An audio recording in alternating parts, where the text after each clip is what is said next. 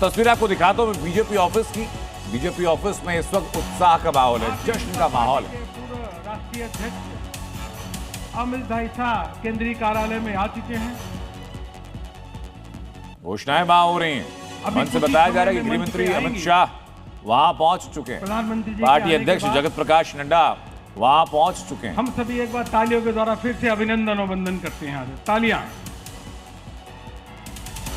अब एक नारा लगाएंगे, जन जन का प्यार बिहार में फिर से। यहाँ की तस्वीरें आपको लगातार हम दिखाते रहेंगे। जैसे ही प्रधानमंत्री नरेंद्र मोदी मंच पर होंगे वापस तस्वीरों में आपको ले चलेंगे। लेकिन इसी बीच नतीजों पर नीतीश कुमार की तरफ से पोस्ट कर दिया गया। नीतीश कुमार ने कहा कि वोटर्स को नमन, धन्यवाद और उनका आभार।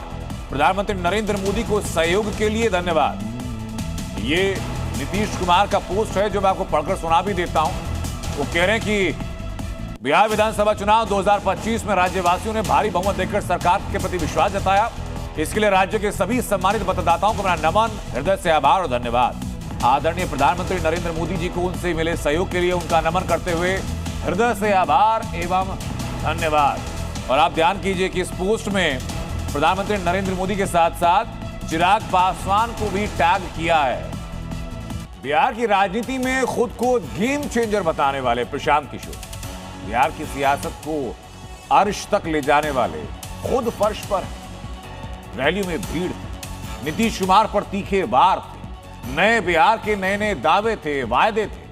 बावजूद इन सब के जनसुराज पार्टी एक सीट भी जीतने में कामयाब नहीं हुई। प्रचार के जो हीरो थे वो नतीजों में जीरो कैसे बन गए, इस रिपोर्ट में आपको उत्तर मिलेगा। प्रशांत किशोर यानी पीके ने बिहार चुनाव में अपनी नई पार्टी बनाकर जबरदस्त सियासी आगाज किया।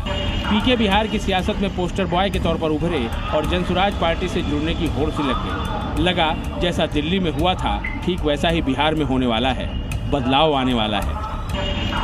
बेरोजगारी, पलायन, शिक्षा नीति को लेकर पीके ने बढ़ चढ़कर बातें की और बिहारियों को एक नए बिहार का ख्वाब दिखाया।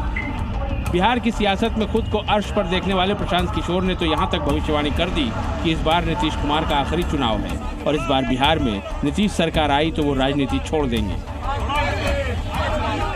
ये अंतिम सत्र है और नीतीश कुमार के लंबे राजनीतिक कैरियर का ये अंतिम सत्र है, जबकि वो सत्र में मुख्यमंत्री के तौर पर, विधानसभा के नेता के तौर पर वहां जाएंगे, क्योंकि इसके बाद नीतीश कुमार की राजनीतिक पारी का खात्मा हो जाएगा। इसके बाद विधानसभा के नेता के तौर पर नीतीश कुमार को आगे काम करने का अवसर जनता नहीं देने वाली है।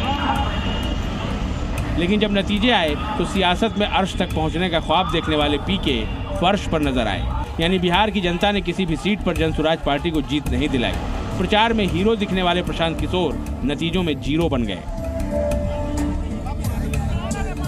प्रशांत किशोर की जनसुराज पार्टी के प्रदर्शन की बात करें तो 238 में से 233 कैंडिडेट मतलब 98% की तो जमानत ही जब्त हो गई। पार्टी एक सीट मढ़ौरा पर दूसरे नंबर तक नहीं पहुंच पाई, वो भी तब जबकि एनडीए के प्रत्याशी का नामांकन ही खारिज हो गया था। जिस जिले से प्रशांत किशोर खुद आते हैं उसी रोहतास जिले की 7 सीटों पर उनकी पार्टी जमानत नहीं बचा पाई। यानी पीके को बिहार की जनता ने नीतीश के आगे नकार दिया और 6 साल में 6 सीएम बनवाने वाले प्रशांत किशोर जब खुद बिहार जीतने निकले तो एक सीट भी नहीं जीत पाए। ब्यूरो रिपोर्ट, जी मीडिया।